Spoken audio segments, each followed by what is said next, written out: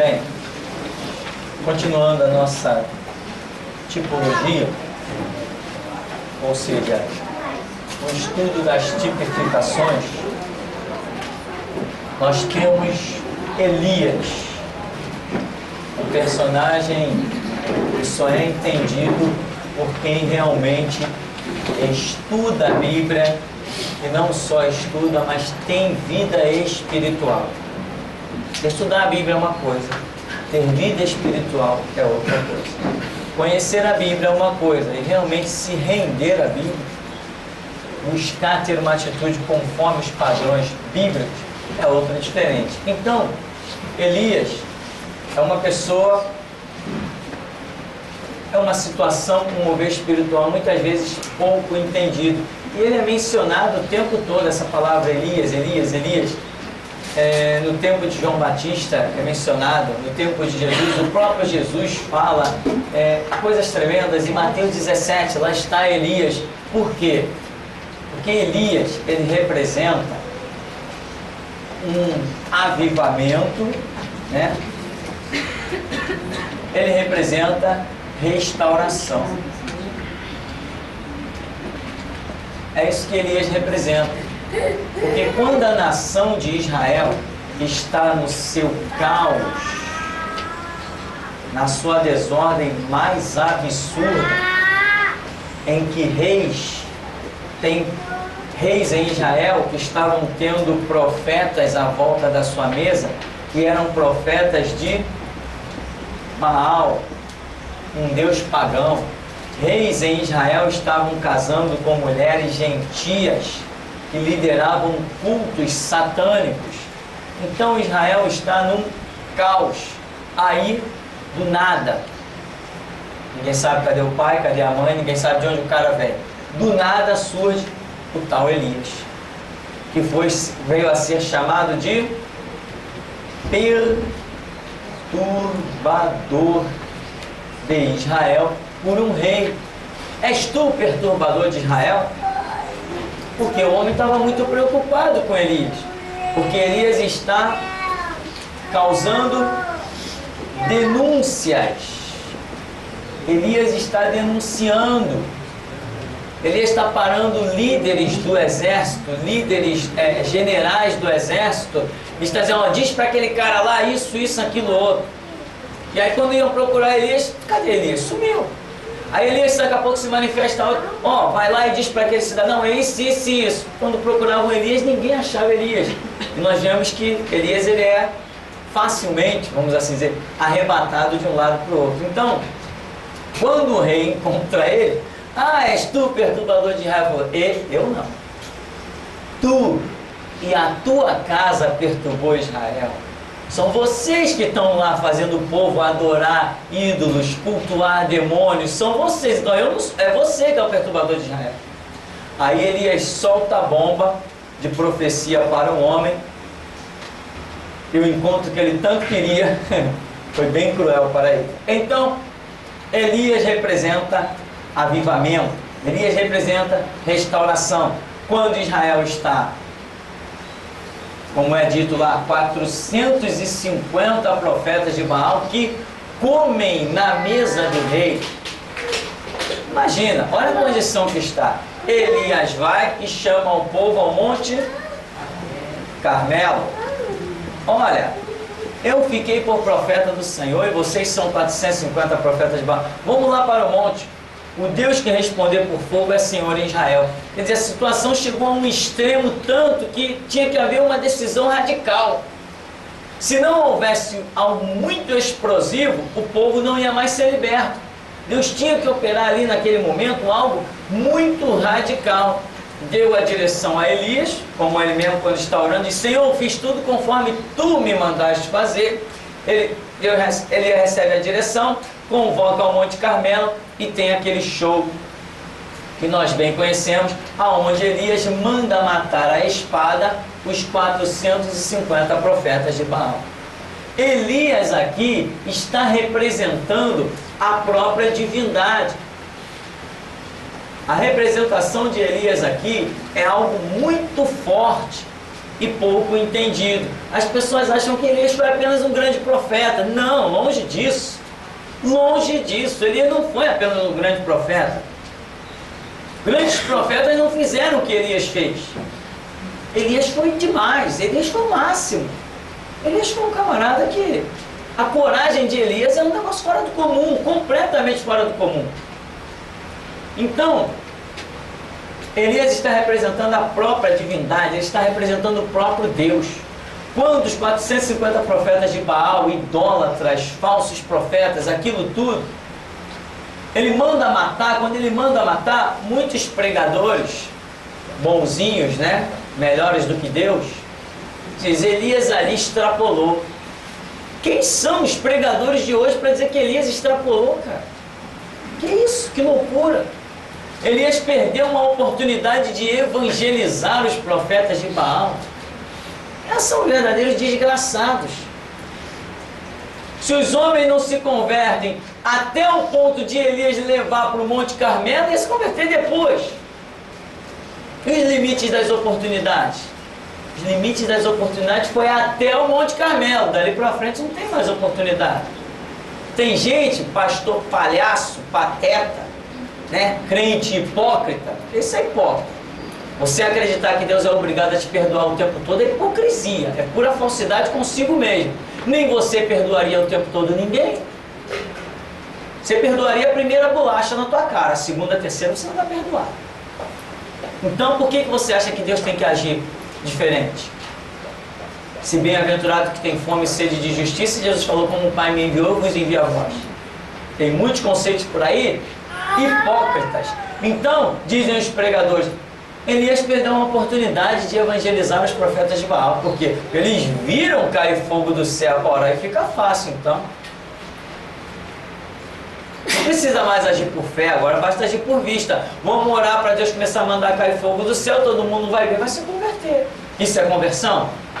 Conversão não é a sinais, conversão é a valores.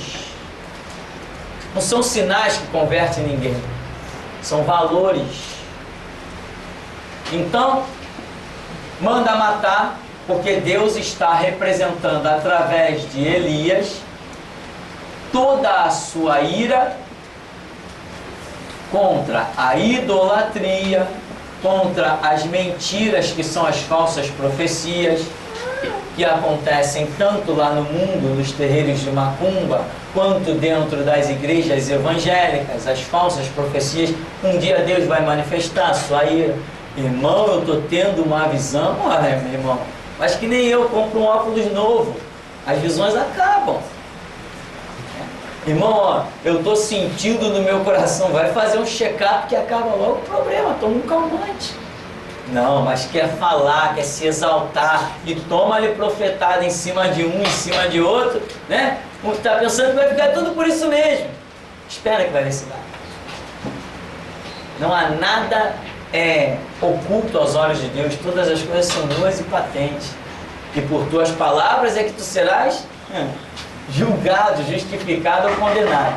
Então, a ação de Elias ali, representando Deus de uma maneira tão especial, ele manda matar, porque ele tem autoridade para isso.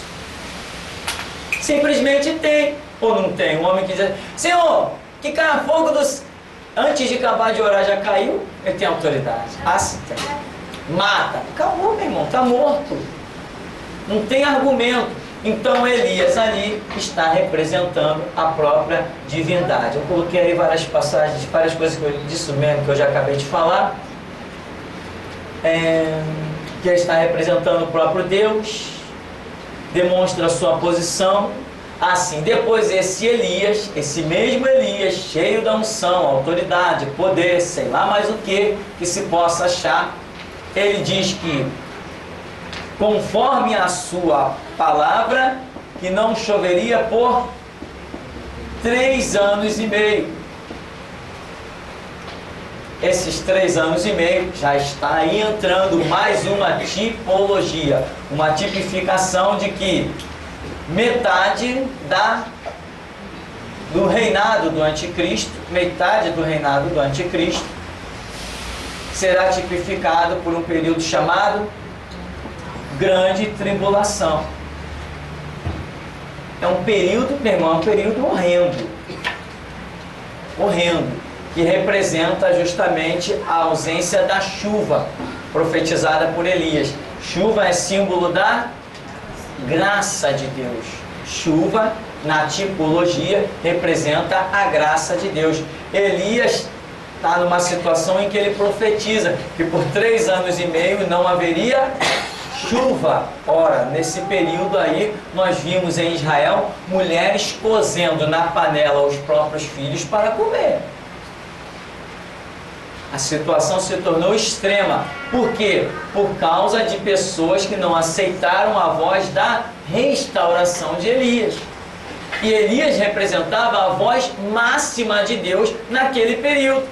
Bom, daí para frente, o que nós vamos ver? A profecia, como por exemplo lá em Malaquias, que Deus fala que antes que surgisse o Senhor, Ele enviaria o seu anjo, enviaria Elias. O que é Elias? A restauração, para que a terra não fosse ferida, etc. Então Malaquias diz que primeiro surgiria Elias antes que viesse o dia do Senhor. Então, o dia do Senhor foi Jesus se manifestar aos judeus. Antes de Jesus se manifestar aos judeus, nós temos um episódio marcado por um homem chamado João Batista. Quem é João Batista? Elias. Não Elias a pessoa, não Elias reencarnação, porque a Bíblia não está falando de demônios, não é nada disso. Reencarnação é doutrina satânica. A Bíblia está falando do mover da restauração. A Bíblia está falando do mover profético. A Bíblia está falando do mover espiritual e não da pessoa de Elias. Não, Elias está lá na dele, acabou a história, sabe-se lá o futuro que Deus tem. Se Elias volta ou não no milênio, isso aí a gente não sabe.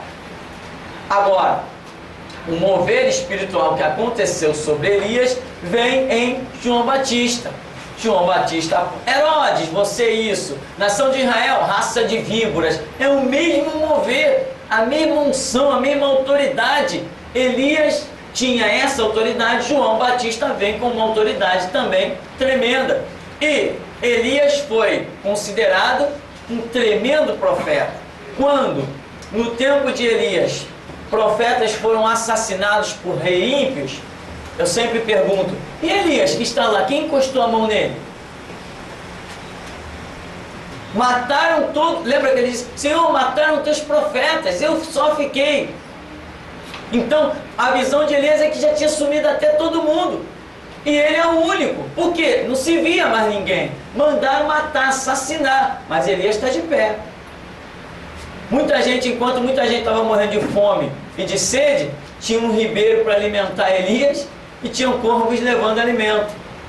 A situação é diferente. João Batista vem com uma unção, com uma autoridade, no mesmo mover espiritual. Aí Jesus diz assim, que foste ver no deserto? Um profeta? Não, eu vos digo, muito mais que profeta. Porque o mover da restauração deixa para trás qualquer profecia. Quem tem a visão da restauração não precisa mais de profecia. Dentro da visão da restauração, você tem tudo na sua própria vida. É um mover muito especial. Não precisa profeta se levantar para te dizer nada. Tá, Deus vai acontecer tudo ali. Porque a restauração é o maior mover espiritual de unção, de autoridade que se poderia acontecer sobre a terra. Isso é tipificado em Elias, é tipificado em João Batista. Só que em Mateus 17:11, quando Jesus desce do Monte da Transfiguração, os apóstolos dizem, ora, já que o Senhor é o Messias, porque Jesus se transfigurou, eles reconheceram, então por que os escribas dizem que é necessário primeiro que Elias venha? Aí Jesus falou assim, se quereis saber, Elias já veio, João Batista, e fizeram dele tudo quanto quiseram. Agora, Elias ainda virá. Ou seja, o mover que aconteceu com Elias, com João Batista, ainda vai tomar posição posição novamente, porque João Batista é a restauração para a nação de Israel. Mas Jesus está falando que Elias ainda virá, porque ele vai edificar a igreja, e no final da era da igreja todos os apóstolos falam da apostasia. Então ele seria necessário trazer de volta o mover, a capa que Elias, quando subiu, a capa representa o ministério. E quando a capa cai de Elias, ela fica sobre a terra. Eliseu pega e depois não se tem mais notícia da capa. Ou seja, representando que aquele mover que estava sobre a vida de Elias ia permanecer sobre a terra. Ele sai de Elias, ele vem a João Batista e ele hoje está no ministério de restauração na vida de todos aqueles que verdadeiramente encamparem, entender, compreender. Não é chegar aqui, meu irmão, pegar uma apostilazinha do seminário e pensar que sabe o que é restauração. Isso é loucura. Muita gente faz isso. Eu acabei de confeccionar 20 apostilas que eu pensei que fosse durar até o ano que vem e já acabou. Porque tem gente que vem aqui, pastor, queria adquirir uma apostila, liga pra cá, queria uma apostila, e o camarada pensa que só porque tá com uma apostila do seminário que ele sabe o que é restauração. Mas não sabe, meu irmão. Eu tenho uma estrutura, eu tenho uma vida. Esse ministério começou comigo e Deus me ensinou o que seria isso.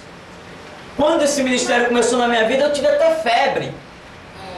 O impacto das mensagens era tanto que eu ficava dentro de casa que nem um tonto, com dor de barriga, com dor de cabeça. E hoje tem pessoas que sentam aqui uma semana e pensam que sabem o que é restauração. Não me faça rir. Então, o mover, Jesus falou, Elias virá. Ora, mas Elias já tinha vindo, que era João Batista. Não, Elias virá. Jesus deixa claramente, Elias virá, porque no final da igreja haveria apostasia. Hoje nós estamos no centro da apostasia. Nunca existiu na igreja tanto pilantra, tanto canalha, tanto mercenário, tanto homem maldoso como Valdemiro Santiago, R.R. Soares, Edir Macedo, né? Tem uns outros aí que me foge o nome, ainda bem, uns lixos que tem por aí intitulado pastor de Bíblia na mão, verdadeiros mercenários, ladrões, hipócritas. Nós estamos hoje no centro da apostasia. É necessário restauração, é necessário Elias, é necessário João Batista. O mover está aí. Então, Elias fez uma separação tremenda de, vamos dizer, da questão religiosa, né, para as questões, para todas as outras questões. Elias centralizou o Deus de Israel. Ora, vocês são 450 profetas de Baal e comem na mesa do rei, né? Eu sou profeta do Senhor. Vocês comem na mesa do rei. Vocês são profetas lá não sei de onde. Eu sou profeta do Senhor. Vamos para o Monte Carmelo. O Deus que respondeu por fogo é Senhor em Israel. Ele fez uma separação muito clara do sacerdócio dele para todas as outras coisas. Ali naqueles profetas de Baal estão representados todas as outras religiões, e na mesa do rei está representado todo o sistema político. Elias falou assim, é vocês para lá e eu para cá, vamos para o Monte Carmelo. Isto é Elias, isto é restauração. Hoje nós estamos no centro da apostasia, a igreja declinou, é necessário restaurá-la. Jesus vem e traz de novo a voz da restauração, o ministério representado na capa de Elias. Amém? Entendeu? Está com medo ou está com coragem? Bom, isto é Elias. Então Elias deixou uma palavrinha interessante. Durante 3 anos e meio não vai haver chuva. Ué, e hoje, o que nós dizemos? Vai haver 3 anos e meio que não haverá chuva.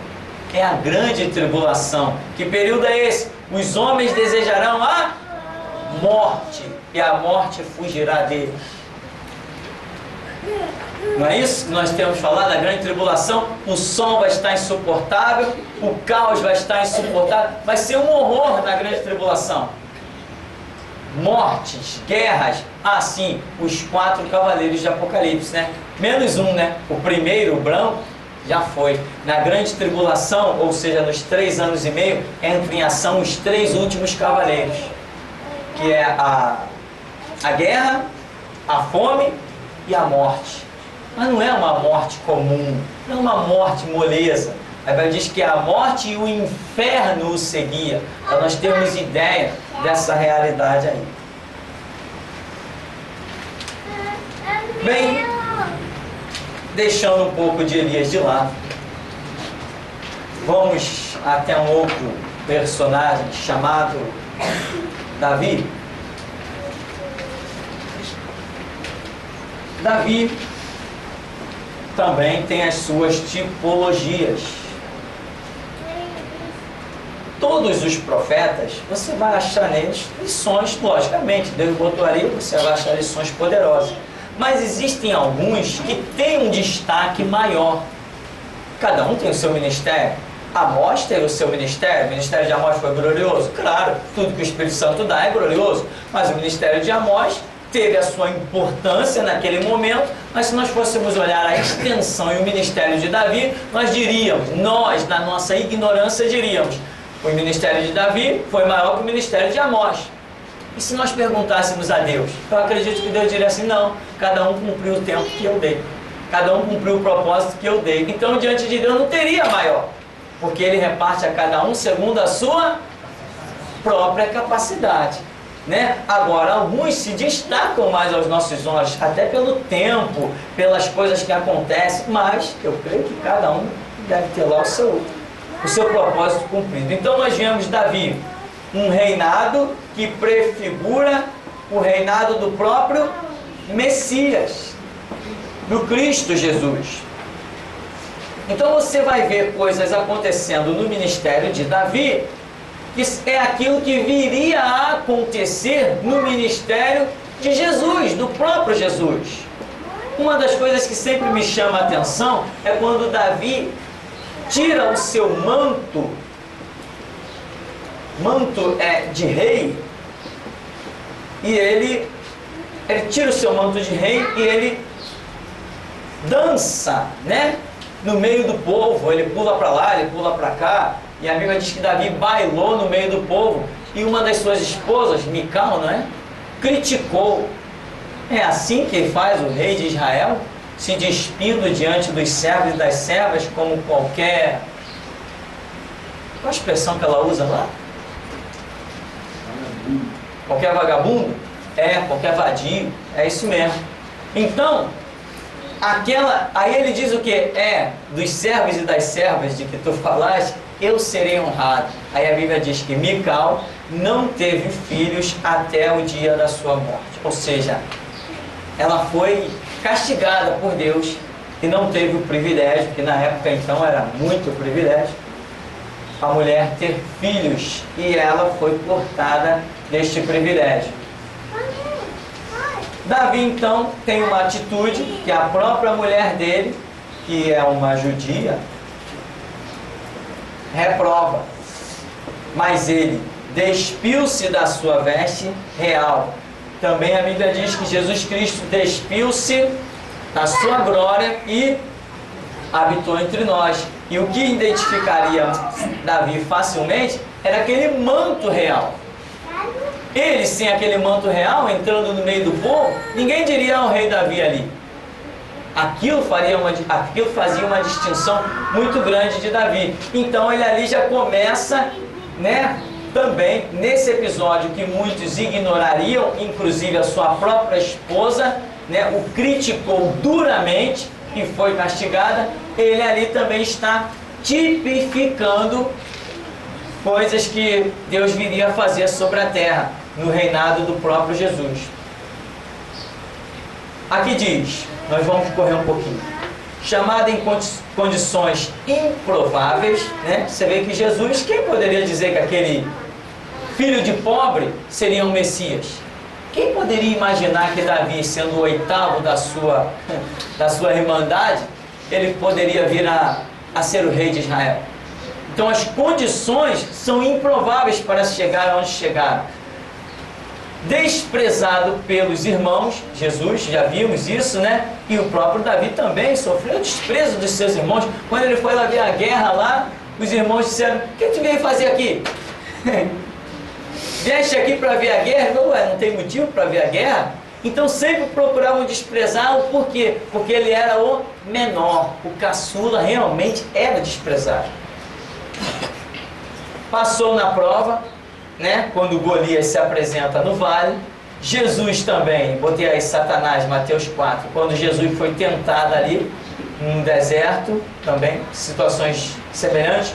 Fugitivo com ameaça de morte, Jesus teve que fugir com ameaça de morte. Quando José o levou para o Egito, Davi teve que correr o tempo todo. Ele tem como ministério rei, sacerdote e profeta, né? Ou seja, Davi foi rei, sacerdote e profeta. Um dos exemplos disso é quando, por exemplo, Saul, que antecede Davi, Saul, ele vai oferecer sacrifício. Mas no sacrifício que ele oferece, Deus o reprova, porque ele era rei. Ele não era nem profeta e nem sacerdote. Ele foi ter uma atitude que não condizia com o ministério dele. E Samuel, quando chega, exercitou obraste loucamente. Teria Deus confirmado o teu ministério? Então, Jesus também, Davi não, Davi era rei, profeta e sacerdote. Davi oferece sacrifícios e Deus aceita. Inclusive num lá até cai fogo do céu e Deus aceita os sacrifícios de Davi, porque Davi era não só rei, mas também profeta e sacerdote, né? Algumas pessoas assim, foi boa lembrança agora, algumas pessoas dizem assim: ah, pastor, você não aceita político, então Davi no seu ministério estava ferrado, né? Mas é ignorante. Davi não era só rei, Davi era profeta e sacerdote. Ele não exercia só o reinado, ele exercia o reinado com a profecia e o sacerdócio. O reinado dele era com os pergaminhos, não era com constituição feita por homens palhaços dentro de congresso. Então não tem nada a ver. Realmente, política aqui não precisamos de política, político aqui não entra, a não ser para sentar e se converter. Político aqui não tem, meu irmão, acabou a história, essa igreja não tem político, eu não faço aliança com político. E vê se precisamos deles. Para quê? Para nada. Cada pedaço de tijolo aqui é o nosso suor. Então, Davi é rei, profeta e sacerdote, e reinava com escritura, não com constituição feita por homens. Esse é um detalhe a ser observado. Ele, com esses 3 ministérios, ele tipifica Cristo, porque também em Cristo, representado pelas ofertas dos magos, né? Ouro, incenso e mirra, nós temos aqui representado e vemos na vida de Jesus que ele é rei. Por que ele é rei? Porque primeiro ele é descendência de Davi. Lembra quando disseram: vosso mestre não paga o tributo?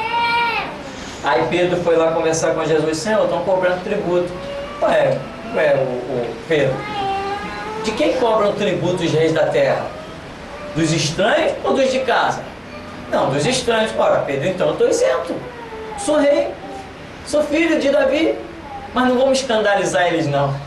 Vai lá, pega o teu anzol, joga no mar, pega o primeiro peixe, pega lá, tem uma moeda, paga por mim e por ti. Mas Jesus não tinha que pagar tributo. Ele é rei. Eles que não reconheceram Jesus como uma linhagem real, mas Jesus é rei. Nós vemos que Jesus é rei e é o rei eterno. Vemos que Jesus tem sobre ele o Espírito do Senhor Deus está sobre mim e me ungiu. Então o ministério profético está sobre Cristo e o sacerdócio está sobre Cristo. Eleito sacerdócio eternamente segundo a ordem de Melquisedeque, isso está representado no ouro, no incenso e na mirra, que são os ministérios de rei, de profeta e de sacerdote. Sacerdote parece que é na mirra, né? De profeta, sacerdote no incenso, profeta no mirra. Ouro representa a realeza, rei. Então, O ministério de Davi representa o ministério do próprio Cristo em vários detalhes. A nação de Israel não reconheceu Jesus porque pereceu pela falta de conhecimento. Aqui no item 6 diz que deixa encargos adiante. Já vimos como Jesus não nos colocou na terra prometida, foi substituído pelo Espírito Santo. E também Davi, quando está para morrer, ele vai dar conselhos a Salomão, que o iria substituir, inclusive em algo que era projeto de Davi, a edificação da casa do Senhor, o templo do Senhor, mas que isso não foi concluído. No item 7, traído por amigo íntimo, né? Está lá os Salmos, que diz que Davi foi traído por pessoas que comiam com ele na mesa. Isso aconteceu também com Jesus. No Salmo 22, aí no item 8, diz clamor de profundas dores e abandono. O próprio Jesus usa a mesma expressão do Salmo 22, escrito por Davi, quando ele diz assim: Deus meu, por que me desamparaste? O mesmo detalhe, o mesmo sentimento que vem sobre Davi é o sentimento que vem sobre Cristo. Aí no final, despiu-se das vestes reais, tomando aparência comum. Aquele detalhe que nós abordamos no começo. Temos aí mais para frente o que já comentamos um pouquinho, vamos rapidamente passar. Josué, um tipo do Espírito Santo. Foi dito ao povo: adiante de vós eu envio o meu anjo, né? Esse anjo aí é Josué, que foi dito lá, que foi apresentado-se lá em Êxodo, e muita gente confunde esse anjo como se fosse um anjo comum. Anjo representa autoridade, posições espirituais, e esse anjo refere-se a Josué. Foi dito: não lhe provoqueis a ira, não terá misericórdia, né? O que acontece? O Espírito Santo também, a Bíblia diz: se ouvis a voz do Espírito, não endureçais os vossos corações, não extingais o Espírito. Josué tem uma posição muito radical. Lembra quando Acã escondeu o ouro, a capa, a prata? Ele descobre o camarada, ele vai lançando sorte, ele vai dando o jeito dele. Quando ele chega até o camarada, ele manda matar, ele manda exterminar, ele não tem misericórdia, ele vê limites nas coisas. E o Espírito Santo hoje é o que põe o limite. As oportunidades estão com ele. Diz aqui, Jesus disse que quem pecasse contra o Espírito Santo não teria perdão. No item 2, Josué disse: eu e minha casa serviremos ao Senhor. O Espírito Santo só aceita como casa o que serve ao Senhor. O zelo do Espírito Santo será mostrado no dia do arrebatamento, quando sem misericórdia deixará os crentes fracos. Então você vê que as atitudes de Josué, cada vez que ele tem que julgar o povo, cada vez que ele tem que fazer alguma coisa, Josué é o tipo da pessoa radical. Josué é radical. E Josué demonstra uma honra, logicamente, mas isso é enfatizado com Josué, uma honra muito grande à palavra. Quando ele dá uma palavra, ele honra, mesmo que ele fique no prejuízo, como aconteceu naquele pacto que ele fez com os gibeonitas.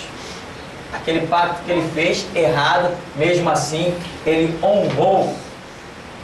Então esses detalhes que representam Josué recaem também sobre a pessoa do Espírito Santo no atual ministério que está desenvolvendo com a igreja. Para concluirmos e encerrarmos a tipologia, nós temos João Batista, que tipifica a própria igreja, por alguns detalhes que aí estão.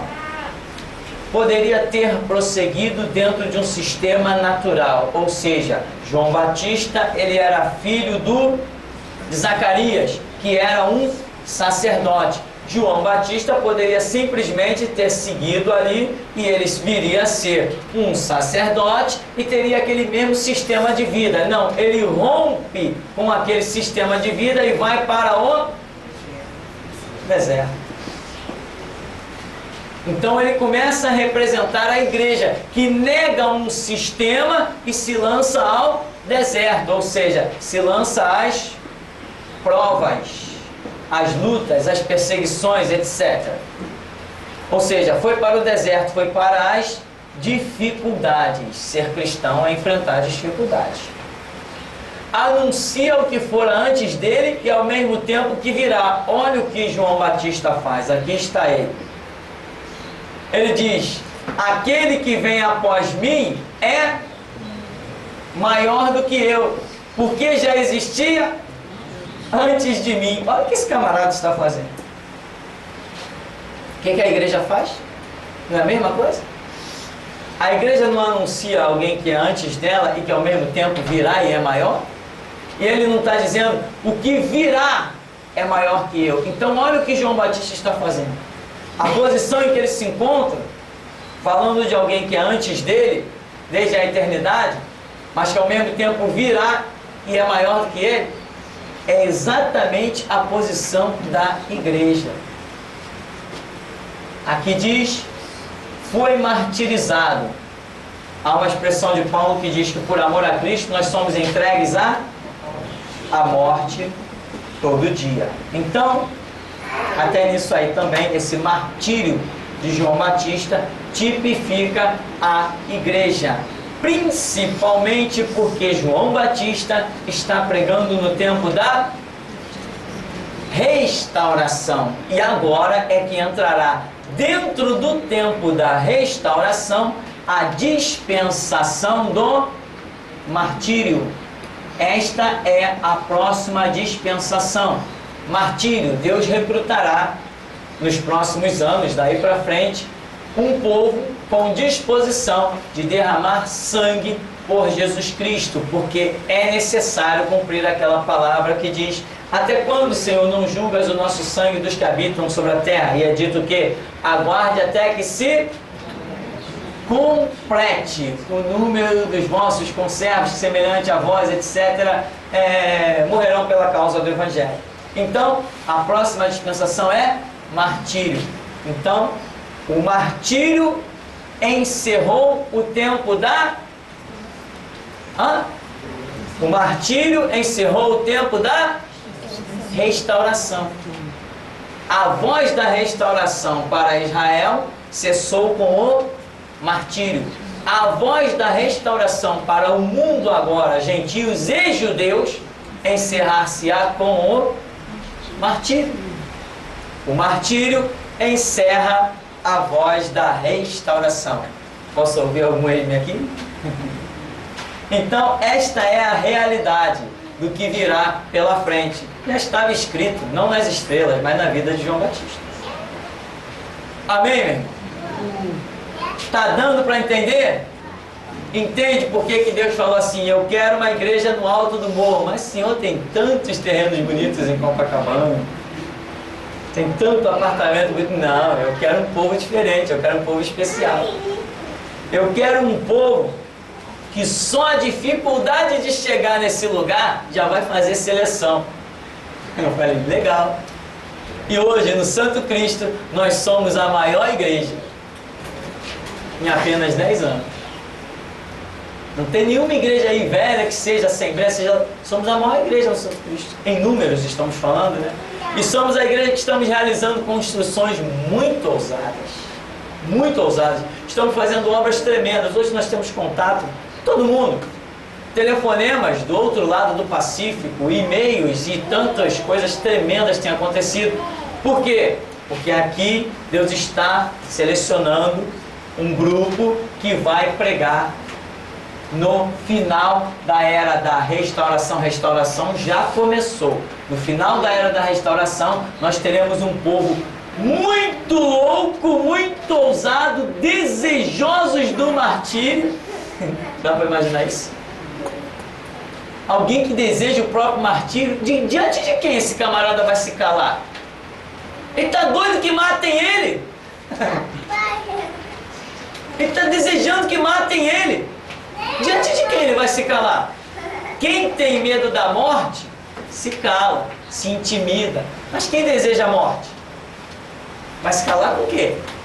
Este é o povo que será gerado no nosso Centro de Estudo Bíblico Mundial. Geração de mártires. Você vai matricular o seu filho? Vai mesmo? Quero ver o número das inscrições.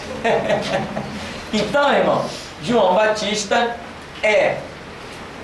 já veio representado de Elias, é hoje o tempo que nós estamos vivendo. Não tem nenhum João Batista por aqui. O que tem é o mover espiritual que está aí. E agora nós estamos atravessando o tempo da restauração.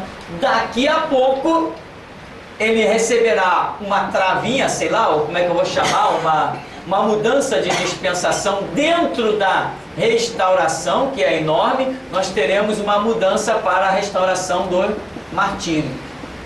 E aí teremos também no Brasil, pode esperar, o Lula é apaixonado pela China, o Lula é apaixonado pelas bandeiras vermelhas, pode esperar, já vem sucessoras dele aí, e eu já escrevi no livro O Julgamento, Sistema Jurídico em Colapso, eu já coloquei que quanto mais as trevas conseguirem espaço, mais mulheres estarão no poder. Espera, brevemente no Brasil também vai ter uma presidenta, né? E por aí vai. Então, martírio será a próxima dispensação. E quem quiser vida com Cristo vai ter que aceitar, porque os prevaricadores, aqueles que recebem uma missão e não levam adiante, esses não herdarão o reino de Deus. Amém? Fiquemos por aqui. Vamos ficar por aqui, agradecer a Deus em nome de Jesus.